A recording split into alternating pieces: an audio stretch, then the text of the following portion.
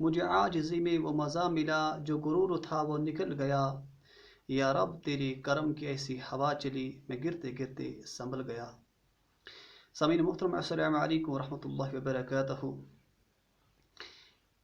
آج کے اور حاضر دور میں اگر نظر دوڑائے جائیں تو سب سے زیادہ پریشان حال، مسائل میں گرا ہوا، مصیبت زدہ، غم اور مرض اور قرض میں ڈوبا ہوا صرف مسلمان ہے۔ آخر کیوں؟ کیا کبھی انسان نے خود پہ غور و فکر کیا ہے؟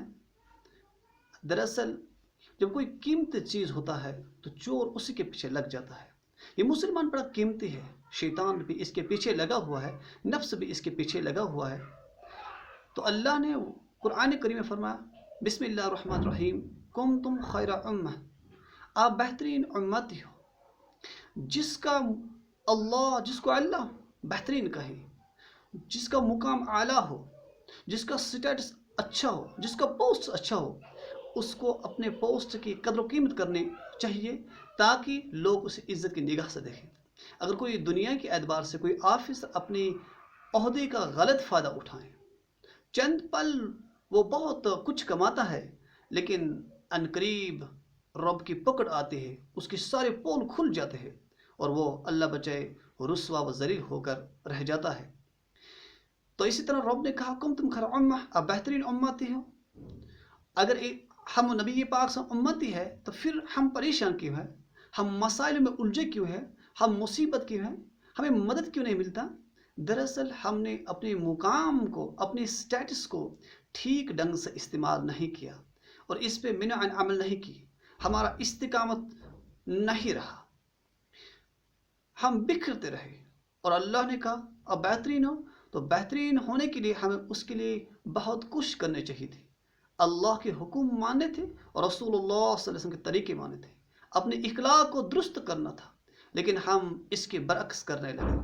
میں مثال سمجھانا چاہتا ہوں، جب تک آپ کے گھروں میں لیمپ ہوں گے، جب تک وہ چمکتے رہتے ہیں، ہم اس کو اپنے سر کے اوپر رکھتے ہیں کیونکہ وہ ہمیں روشنی دیتا ہے تاکہ راہ چلنے والوں کو کوئی دقت نہ ہو جائے۔ وہ دوسروں کو راہ دکھاتا ہے اور لوگ آپس میں نہیں ٹکراتے، انسان نہیں گرتا ہے کیونکہ وہ بلب کی روشنی، وہ لیمپ کی روشنی اس سے راستہ دکھاتا ہے، آپ یہاں سے چلے جاؤ، کہاں پہ خرابی ہے وہ وہاں سے نہیں گزرتا ہے۔ اور جب ہی وہی بلب، وہی لیمپ روشنی دینا چھوڑ دیتا ہے، یعنی سڑ جاتا ہے، تو ہم اس کو نکال کر گندی نالی میں پھینک دیتے ہیں۔ کیوں پھینک دیتے ہیں؟ تاکہ یہ ٹوٹ نہ جائے اور کسی کے پاؤں میں چبھ نہ جائے تاکہ اسے تکلیف پہنچے۔ بالکل یہ مثال ہماری بالکل فکس ہوتی ہے۔ اگر ہم جب تک نہ ہم اللہ اور اللہ کے رسول صلی اللہ علیہ وسلم کے احکام مانیں، جب ہم اللہ کے احکام مانیں، جب ہم رسول اللہ صلی اللہ علیہ وسلم کے احکام مانیں، تب ہم کامیاب ہیں اور ہم سروں پہ چمکتے رہیں گے۔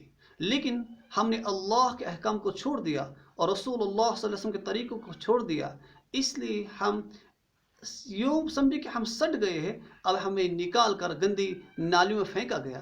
اور کیوں پھینکا گیا؟ تاکہ ہماری وجہ سے کسی کو تکلیف نہ پہنچے۔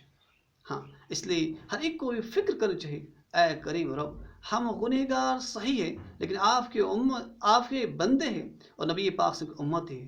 نبی پاک صلی اللہ علیہ وسلم کہ ہمیں معاف فرما، اور آج سے ہی اپنے دل میں تمنا کریں، ایک عارض بٹھائیں کہ جیسے کہ ہم دنیا میں ایک پلان بناتے ہیں، مجھے کیا کیا کرنا ہے، ان پلانوں میں آپ اللہ اور رسول اللہ صلی اللہ علیہ وسلم کو ایڈ کریں کہ مجھے اللہ کی عبادت کے لیے وقت چاہیے اور رسول اللہ کے درود پڑھنے کے لیے وقت چاہیے۔ جب آپ ان کو اپنے ہر کام میں شامل کرو گے تب آپ کی زندگی کامیاب بن جائے گی، کیونکہ ہم لمپ کے مانند ہیں لیکن ہم نے چمکنا چھوڑ دیا ہے، اس لیے ہم گرے ہوئے ہیں اور ندی نالوں میں پڑے ہوئے ہیں۔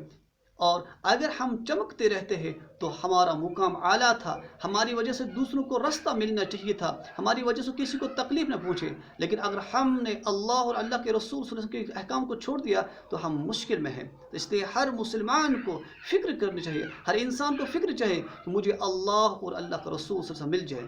ایک پتھر کا تقدیر کی بھی بدل سکتا ہے، ایک پتھر کا تقدیر بھی بدل سکتا ہے، شرط یہ کہ قرینے سے تراشا جائے۔ अपने पत्थर को देखा है, वो किसी नदी में पड़ी हुई रहती है, लेकिन जब उसको निकाला जाता है, फिर तराशा जाता है, फिर वो मस्जिद के मिहराब में लगाए जाते हैं, फिर उसको कोई अल्लाह बचाए हाँ गंदे हाथों से छूता भी नहीं, बल्कि वुजू करके छूता। क्यों? ये मस्जिद की ईंट बन चुकी। कल तक जो दरिया में थी, आज वो मस्जिद की ईंट बन गई।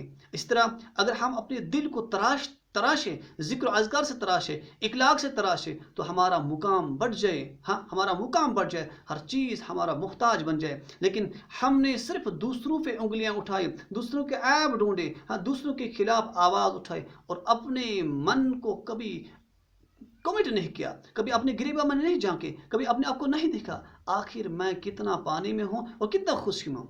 लेकिन अभी कुछ बिगड़ा नहीं, अभी सांसें चल रही, अभी आप जिंदा है। अगर आज भी आप अल्लाह के पास, ए मेरे करीम रब, जो आपके हुक्म थे मैंने नहीं माने, लेकिन अब मैं वादा करता हूँ मैं आपसे जुट जाऊंगा, मेरे हाल पे रहम फरमा, मेरे सारे गुनाह माफ़ करम। रब कहते इन्नी लका मुहिब्बुन, मैं तुझसे मोहब्बत करता, आ जाओ मेरे बंदे, मैं तेरे इंतज़ार में था, आ जाओ, आज मैं माफ़ करता हूँ। और इस तरह अल्लाह करीम है, मोहब्बत से भरा हुआ है, 72 माओं से ज़्यादा मोहब्बत करने वाला है, किसी को ठुकराता नहीं, 70-80 साल के बूढ़े को भी वापस नहीं निकालता है, और जवान के तोबे पर खुश होता है।